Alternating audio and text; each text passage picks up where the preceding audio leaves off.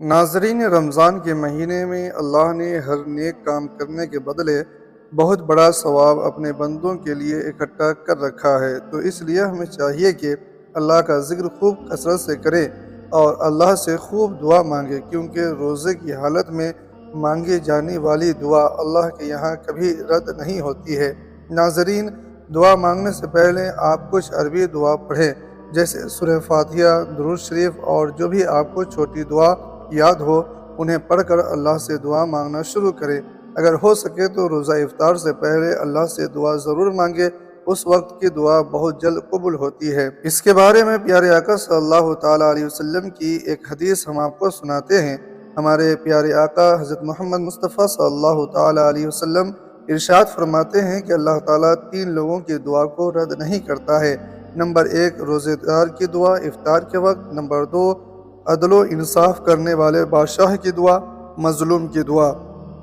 لیکن افسوس ہے کہ ہم افطار کے وقت اپنے کاموں میں مصروف ہوتے ہیں، کوئی کھانا بنانے میں، کوئی موبائل میں، تو کوئی کسی کام میں، اور اتنی قیمتی وقت کو ضائع کرتے ہیں۔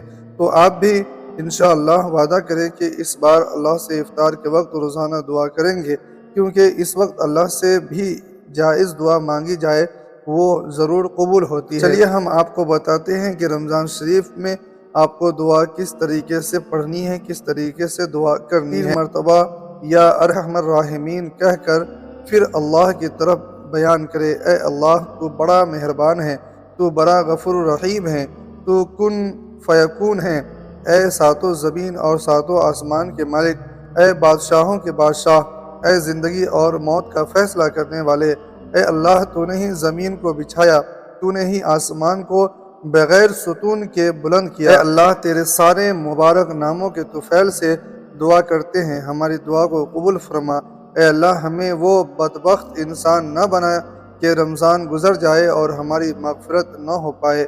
اے اللہ ہمیں رمضان کے مہینے میں کثرت سے عبادت، قرآن کی تلاوت اور ذکر و اذکار کی ہدایت عطا فرما۔ اے اللہ وہ چیزیں جن کے ہونے کا ہم ارادہ کرتے ہیں مگر ہمارے لیے بہتر نہیں تو آپ اس کی محبت ہمارے دل سے نکال دیجئے اور اس کا خیال بھی نکال دیجئے۔ جو چیزیں ہم نہیں لینا چاہتے مگر وہ ہمارے لیے بہتر ہو تو آپ اس کی محبت ہمارے دل میں ڈال دیجئے اور وہ چیز ہمارے لیے خیر مقدر فرما دیجئے۔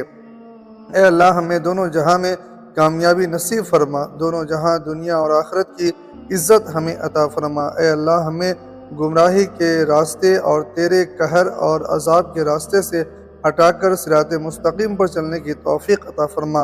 اے اللہ ہمیں ایمان پر ہی زندہ رکھ اور ایمان پر ہی موت عطا فرما۔ اے اللہ ہمارے دل کو اپنی اور اپنے حبیب صلی اللہ تعالیٰ علیہ وسلم کی محبت سے بھر دے۔ اے اللہ جنت الفردوس میں جتنی تیری نعمتیں، رحمتیں اور برکتیں ہیں وہ ہم سب کو بھی نصیب عطا فرما۔ اے اللہ ہم نے ہنسی مذاق میں بھی جو گناہ کیے ہیں انہیں معاف کر دے، کیونکہ تو بڑا بخشنے والا ہے۔ ہم نے رات کے اندھیرے میں، دن کے اجالے میں، جان کر انجانے میں، چھپ کر یا دکھا کر جو بھی گناہ کیے ہیں تمام صغیرہ کبیرہ گناہوں کو معاف فرما۔ اے اللہ ہم نے تیری زمین کے جس حصے پر بھی گناہ کیے ہیں زمین کو بھلا دے، فرشتوں کو بھی بھلا دے اور ہمارے نام اعمال سے بھی مٹا دے۔ اے اللہ مرتے وقت کلمہ پڑھنا نصیب فرما اور شہادت کا درجہ عطا فرما۔ اے اللہ ہمارا حساب و کتاب بڑے بڑے صحاباؤں، انبیاؤں اور اولیاؤں کے ساتھ فرما، بے شک تو ہی دعاؤں کو سننے والا ہے۔ اے اللہ ہمیں مانگنا نہیں آتا لیکن تجھے دینا تو آتا ہے، تو اپنے کرم سے ہمیں سب کچھ عطا فرما دے۔ اے اللہ تمام مسلمانوں کو رمضان کے روزے رکھنے کی طاقت اور ہمت عطا فرما اور ان روزوں کی اہمیت ہمارے دلوں میں ڈال دے۔ اے اللہ ہمیں شکر کرنے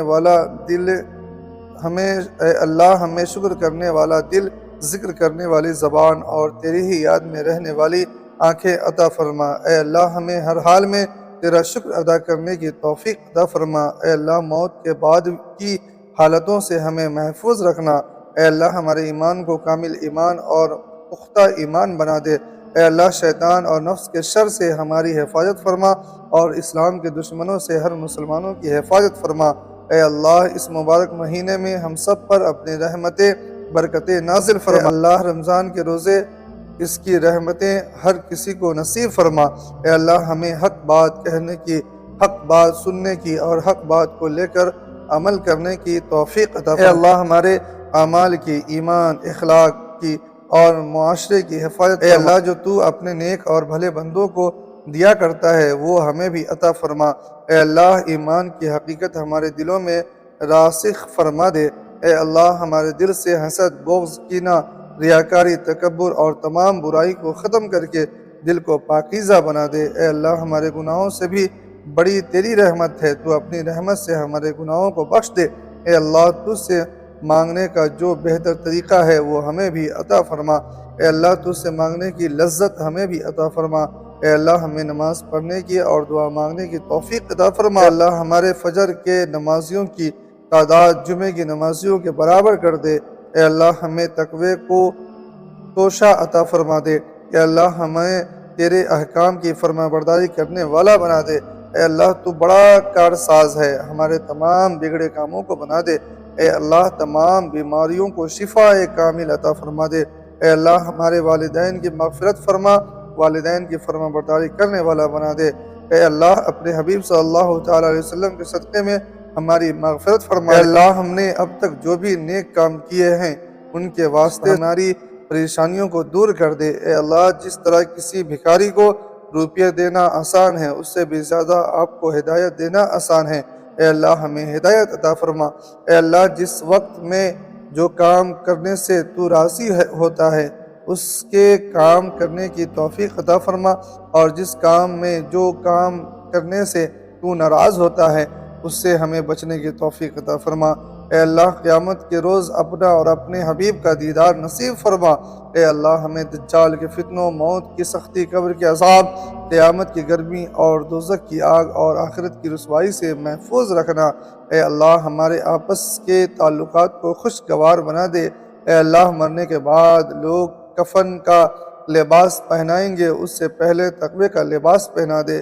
اے اللہ مرنے کے بعد لوگ غسل دیں گے، اس غسل سے پہلے غسل توبہ نصیب فرما دے۔ اے اللہ ہمارے نامہ اعمال داہنے ہاتھ میں عطا فرما دے۔ اے اللہ پل صراط کا راستہ بجلی کی طرح پار فرما دے۔